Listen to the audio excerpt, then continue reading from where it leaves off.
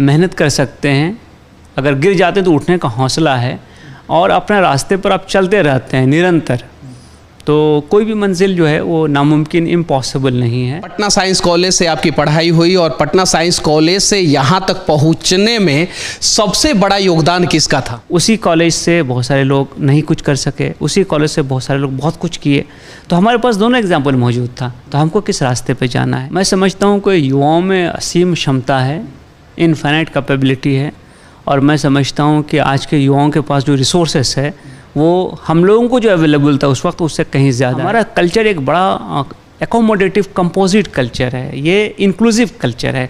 इसने हमें साथ में रहना और जीना सिखाया है, इसने हमें धर्मों का आदर करना सिखाया है, अपना विजन ब्रॉड कर पाए, लोगों के साथ इंसान के नाते जुड़ पाए और अपनी मंजिल की तरफ लगे रहे। तो इंडियन यूथ में जो पोटेंशियल है वो इनफाइनाइट है और वर्ल्ड में कहीं पर भी किसी पोजीशन पे भी जाकर ये एक्सेल कर सकते हैं।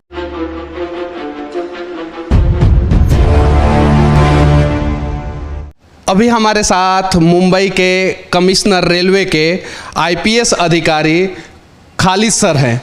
इनसे हम लोग आज जानने का प्रयास करेंगे कि आखिर बिहार के एक छोटे से गांव से उठकर यहां तक कैसे पहुंचे और युवाओं को इनसे क्या सीखना चाहिए। भारत युवाओं का देश है और भारत का भविष्य युवाओं के हाथ में है। सबसे पहले सर, सच तक न्यूज में आपका स्वागत है। शुक्रिया, मेहरबानी। पहला सवाल मैं आपसे ये पूछूंगा कि यूपीएससी जैसे सिविल सर्विस जैसा टफ एग्जाम आपने किस प्रकार से क्वालिफाई किया? मैं समझता हूँ कि कोई भी एग्ज़ाम या कोई भी चैलेंज हो लाइफ में, अगर आप रीज़नेबली इंटेलिजेंट हैं, मेहनत कर सकते हैं, अगर गिर जाते तो उठने का हौसला है और अपने रास्ते पर आप चलते रहते हैं निरंतर, तो कोई भी मंजिल जो है वो नामुमकिन, इम्पॉसिबल नहीं है। सिविल सर्विस भी एक ऐसा गोल था जिसमें बड़ी मेहनत लगती है, मुझे भी करनी पड़ी, आज भी जो लोग क्वालिफाई करते हैं वो करते हैं। लेकिन मैं समझता हूँ कि सही रास्ते पे, सही डायरेक्शन में और सही गाइडेंस में अगर आप मेहनत करेंगे तो ये इम्पॉसिबल गोल नहीं है। इम्पॉसिबल गोल नहीं है। पटना साइंस कॉलेज से आपकी पढ़ाई हुई और पटना साइंस कॉलेज से यहाँ तक पहुँचने में सबसे बड़ा योगदान किसका था? मैं समझता हूँ कि दोस्तों का भी रहा, दुश्मनों का भी रहा। दोस्त इसलिए कि उन्होंने बहुत कुछ सिखाया, समझाया, बताया, हौसला दिया। जहाँ कहीं तकलीफ़ हुई, जहाँ कहीं गिर पड़े, जहाँ कहीं एक्सपेक्टेशन के हिसाब से सक्सेस नहीं मिला, वहाँ पे उन्होंने और आगे बढ़ने के लिए कहा और हमेशा मोटिवेट किया। और वो बहुत सारे लोग जो कि हमारे ज़िंदगी में आए, जिनसे कई दुख पहुँचे, तो उनसे ये सीखा क्या नहीं करना चाहिए, क्या अपनी कमज़ोरियाँ थीं। दुख पहुंचा, इस पे मैं कुछ सवाल पूछ सकता हूं? क्योंकि बिहार में कहा जाता है कि अगर एक व्यक्ति का दिल टूटता है पढ़ाई के दौरान तो वो सीधे यूपीएससी क्रैक करता है, तो उस समय आखिर आपको दुख किसने पहुंचाया था? नहीं, देखिए, स्टूडेंट में एक बहुत ज़्यादा कंपटीशन की भावना होती है और बिहार में तो बहुत ज़्यादा थी, और स्पेशली हम लोग जिस माहौल में थे उसमें बहुत अच्छे स्टूडेंट थे, तो बहुत कुछ हुआ। फिर साइंस कॉलेज से मैं पटना कॉलेज गया। पटना कॉलेज में ऑलरेडी एक ग्रुप ऑफ स्टूडेंट आ रहा था जो वहाँ से +2 कर रहा था। हम तो ग्रेजुएशन में गए थे ज्योग्राफी में, मैं टॉप कर गया, तो उसमें भी बहुत सारे लोग दुखी हुए। और बहुत सारी चीज़ें होती हैं जब आप ज़िंदगी के सफ़र में निकलते हैं और माँ बाप के जो शेल्टर है उससे अलग हो जाते हैं, आप अपनी शर्तों पे ज़िंदगी गुजारना और बिताना चाहते हैं, तो बहुत सारे लोग ऐसे आते हैं जो ज़िंदगी में आड़े तिरछे ढंग से क्रॉस करते हैं। उसी कॉलेज से बहुत सारे लोग नहीं कुछ कर सके, उसी कॉलेज से बहुत सारे लोग बहुत कुछ किए, तो हमारे पास दोनों एग्जाम्पल मौजूद था। तो हमको किस रास्ते पे जाना है, तो हम लोगों ने कोशिश ये की कि हम लोग उस रास्ते को चुने जिस रास्ते पे आप अपनी आइडेंटिटी क्रिएट कर पाएँ। जिस रास्ते पे आप अपनी आइडेंटिटी क्रिएट कर पाएं। हमारे जीवन में हर एक रास्ता होता है, क्या करना है क्या नहीं करना है दोनों होता है, लेकिन हम क्या करते हैं उससे जो है भविष्य बनता है। भारत के युवाओं को क्या संदेश देना चाहते हैं? मैं समझता हूँ कि युवाओं में असीम क्षमता है, इनफाइनाइट कैपेबिलिटी है, और मैं समझता हूँ कि आज के युवाओं के पास जो रिसोर्सेस है वो हम लोगों को जो अवेलेबल था उस वक्त उससे कहीं ज़्यादा है। हमारे टाइम में कोई इंटरनेट नहीं हुआ करता था, हमारे टाइम में लिमिटेड लाइब्रेरीज में बुक्स हुआ करती थी, एक्सेस हमारा लिमिटेड था। आज बहुत सारी चीज़ें अवेलेबल हैं, फ्री में बहुत सारी कोचिंग्स अवेलेबल है, बहुत मिनिमम रेट में गाइडेंस मिल जाता है। पूरा दुनिया, पूरा ग्लोब जो है वो एक जगह जुड़ सा गया है, तो आज पढ़ाई के असीम संभावनाएँ हैं। तो मैं समझता हूँ कि उनको हमेशा बड़े सपने देखने चाहिए। कोई सपना इतना बड़ा नहीं है कि आप उसको हासिल ना कर सकें। यहाँ से लोग नासा में गए, यहाँ से लोग अंतरिक्ष में गए, स्पेस शटल में गए, कहाँ कहाँ भारतीय जो है अभी जाकर नंबर 1 पोजीशन पे बैठे हुए हैं। ग्लोबल MNCs को अगर आप लेंगे तो आप देखिए कि वहाँ पे कितने लोग जो इंडियन ओरिजिन या इंडिया में जो पैदा हुए और वो आज टॉप पोजीशन तक पहुँचे। तो हमारे लोगों में बहुत ज़्यादा कैपेबिलिटी है। शर्त ये है कि हम अपना फोकस जो है वो बरकरार रखें, और हमारा कल्चर एक बड़ा एकोमोडेटिव कंपोजिट कल्चर है, ये इंक्लूसिव कल्चर है। इसने हमें साथ में रहना और जीना सिखाया है, इसने हमें धर्मों का आदर करना सिखाया है, इसने हमारे समाज में जो लोगों के अलग अलग रीति रिवाज मान्यताएं उनको साथ लेके चलना सिखाया है। ये बहुत खूबसूरत सा मोज़ेक है जो हमारा कंट्री है। मैं समझता हूँ कि हम अगर इन चीज़ों को अपने जीवन में ला पाए, अपना विजन ब्रॉड कर पाए, लोगों के साथ इंसान के नाते जुड़ पाए और अपनी मंजिल की तरफ लगे रहे, तो इंडियन यूथ में जो पोटेंशियल है वो इनफाइनाइट है, और वर्ल्ड में कहीं पे भी किसी पोजीशन पे भी जाकर ये एक्सेल कर सकते हैं। इंडियन यूथ में जो पोटेंशियल है वो इनफाइनाइट है, और वर्ल्ड के किसी भी कोने में जाके हम अपने काबिलियत का लोहा मनवा सकते हैं, ये सर का कहना है। आज के समय में बहुत सारे जगहों पे यूथ जो है हताश हो जाते हैं जब उन्हें जॉब नहीं मिलता है तो, और आत्महत्या भी करने पे मजबूर हो जाते हैं। वैसे यूथ को आप किस प्रकार से मोटिवेट करेंगे सर? मैं समझता हूँ कि जो मैं करता था कि मैं जब भी सोने को जाता था तो आंख बंद करके मैं सोचता था कि दिन भर मैंने क्या किया है, और दिन भर जो काम मैंने किया है तो क्या ये काम मुझे मेरे मंजिल की तरफ लेकर जा रहा है या उसके विपरीत किसी और दिशा में लेके जा रहा है। और अपने आप वहाँ से मुझे आइडिया मिलता था, रास्ता मिलता था, क्योंकि इंसान अपने आप को धोखा नहीं दे सकता है। उसको बराबर मालूम रहता है कि उसने क्या किया है और उसे क्या करना चाहिए था। तो अगर मेरा दिन अच्छा नहीं बीता तो मैंने अगले दिन को अच्छा कैसे बिताना है इसके लिए कोशिश करना है। ख़ास तौर से मैं उन युवाओं को कहना चाहूँगा जिनको कि बहुत अच्छा एजुकेशन नहीं मिला, स्कूलिंग बहुत अच्छी नहीं हुई, जो गाँव से हैं, छोटे शहरों से हैं, मिडिल लेवल के टाउन से हैं, जहाँ जिनकी अंग्रेज़ी में बहुत अच्छी शिक्षा नहीं हुई। तो ऐसा कोई चीज़ लाइफ में लिमिटिंग फैक्टर नहीं होता है। मैं उर्दू मीडियम से पढ़ा हुआ आदमी हूँ, मैंने 10th का बोर्ड उर्दू मीडियम में लिखा है। उसके बाद मैं साइंस कॉलेज पटना में जाके मैंने अंग्रेज़ी पढ़नी शुरू की, जिसको आप प्रोफेशनल इंग्लिश कहते हैं, और मुझे आज अंग्रेज़ी में बातचीत करने में, दुनिया के किसी भाग में जाने में कोई तकलीफ़ नहीं होती, क्योंकि सीखने की जो क्षमता है ना वो हर वक्त बनी रहती है। इंसान को स्टूडेंट होना चाहिए।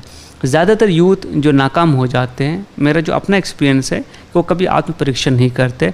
हम अपनी गलतियों के लिए दूसरे को ब्लेम नहीं कर सकते हैं, हम अपनी गलतियों के लिए ख़ुद ज़िम्मेदार होते हैं। वो निर्णय मैंने लिया होता है, मैं अपना दिन कैसे काटूंगा, मैं अपना वक्त कैसे बिताऊंगा, मैं कौन सी किताब पढ़ूंगा, मैं किसके संपर्क में रहूंगा, मैं कौन सी संगत इख्तियार करूंगा, ये मेरा खुद का निर्णय होता है। ये निर्णय कोई मेरे ऊपर थोपता या लादता नहीं है। जब ऐसी सिचुएशन है तो उसमें मुझे ये देखना चाहिए कि मेरे निर्णय में कहाँ गलती रह गई, कहाँ कमी रह गई, और मुझे उसको कैसे दूर करना है। तो मैं समझता हूँ कि गिरेंगे, लाइफ तो इसी के बारे में है। ज़िंदगी किसी की भी स्मूथ नहीं होती है। बड़े से बड़े घर का आदमी हो उसकी भी लाइफ स्मूथ नहीं होती है। ट्रायल एंड एरर, गिरना, उठना, कमर कसना और फिर आगे चलते रहना, यही ज़िंदगी है, और इसी से ज़िंदगी एक्चुअली डिफ़ाइन होती है। जब हम अपने आप को ढूंढते हैं, अपनी तलाश में निकलते हैं, तो तब जब हम गलती करेंगे या हमको तकलीफ़ होगी या हम नाकाम होंगे तो हमको पता चलेगा कि मेरे अंदर कैपेबिलिटी क्या थी और वो कैपेबिलिटी हमारी बाहर कैसे आएगी। तो हम अपनी आइडेंटिटी क्रिएट करें। उसके लिए ज़रूरी है कि हम अपने आप को बहुत बेहतर ढंग से समझें। मेरे स्ट्रेंथ क्या है, मेरे वीकनेसेस क्या हैं, मेरे सामने अपॉर्चुनिटीज़ क्या है और मुझे थ्रेट क्या है, और इसके कंटेक्स्ट में मैं अपने लिए बेहतर कौन सा रास्ता ढूंढता हूँ। मुझे अपनी कैपेबिलिटी का एहसास होना चाहिए। मुझे वो गोल अपने लिए सीख करना चाहिए जो मेरे उस कैपेबिलिटी के रेंज में हूँ। मैंने आपको कहा है कि अगर आप ठीक ठाक इंटेलिजेंट, एवरेज इंटेलिजेंस हैं और कड़ी मेहनत कर सकते हैं तो ज़िंदगी का कोई भी गोल इम्पॉसिबल नहीं है। ज़िंदगी में नाकाम हर आदमी होगा, ये नेचर का लॉ है। लेकिन उस नाकामी से आप क्या करते हैं? आप सीखते हैं कि आप हताश हो जाते हैं। ये निर्णय, ये फैसला आपके हाथ में है। मैं आपको एक ही मशवरा दूंगा कि कभी भी नाकामी से हताश मत होना, उससे सीखना, अगली बार क्या गलती नहीं करनी है वो समझना और आगे जाना। वो समझना और आगे जाना, अगली बार क्या गलती नहीं करनी है। अच्छा ये बताइए, आपका तीसरा आंख इस देश का सबसे कॉम्प्लिकेटेड रेलवे जो महानगर में है, कोस्टल है ये यहाँ पे, उसके अलावा जो है आइलैंड है मुंबई, उसको किस प्रकार से सेफ एंड सिक्योर करता है? पहले ये समझ लीजिए कि मेरे चैलेंजेस क्या क्या हैं। हमारा जो नेटवर्क है, जो मेरे जुरिस्डिक्शन में, यहाँ से गुजरात बॉर्डर तक है, यहाँ से कसारा तक है, यहाँ से लोनावाला के पास तक है, इधर पनवेल तक है। ये एरिया वो है जिसमें रोज़ 70 से 80 लाख लोग ट्रैवल करते हैं। मतलब एक शहर है 70 से 80 लाख लोगों का जो यहाँ रेलवे में ट्रैवल कर रहा है। इसमें 26 बॉम्ब ब्लास्ट हो चुके हैं, 26/11 का टेररिस्ट अटैक हो चुका है। तो मेरे पास टेरर, मेरे पास पब्लिक ऑर्डर मैनेजमेंट, मेरे पास क्राइम मैनेजमेंट, इसकी बहुत बड़ी चैलेंज है। क्योंकि जब एक छोटे से स्पेस में सैकड़ों बल्कि हज़ारों लोग आएंगे तो क्रिमिनल के लिए भी अपॉर्चुनिटी होती है।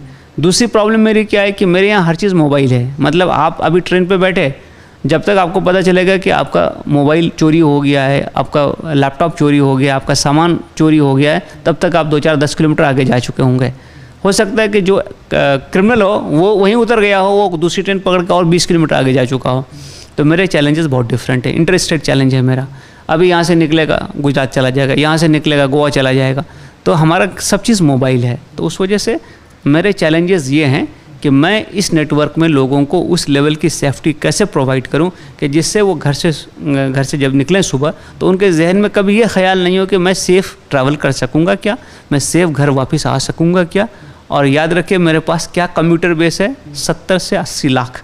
सो एक चैलेंज है और ये चैलेंज हम लोग प्रोफेशनली हैंडल करते हैं। हम एक्सेस कंट्रोल करते हैं, हम चेकिंग करते हैं, फ्रिस्किंग करते हैं, सरप्राइज़ एलिमेंट बहुत सारा हमारे पास होता है, हम एंटी टेरर ड्रिल करते हैं, हम क्रिमिनल पे ध्यान रखते हैं। हमने पूरा नेटवर्क जो है वो CCTV सर्विलेंस में लाया हुआ है। हमारे पास एक बड़ा क्राइम ब्रांच है, क्रिमिनल का डेटा है। और हम इंटर स्टेट के जो क्रिमिनल हैं उनके पकड़ने के लिए जो अलग अलग स्टेट की पुलिस यंत्रणा है उसके साथ हम कोऑर्डिनेशन रखते हैं। वुमेन के सेफ्टी की बहुत मेजर इशू है मेरे पास, क्योंकि 1/3 से ज़्यादा कंप्यूटर जो है वो वुमेन है और लेट नाइट या अर्ली मॉर्निंग ट्रैवल उनका होता है।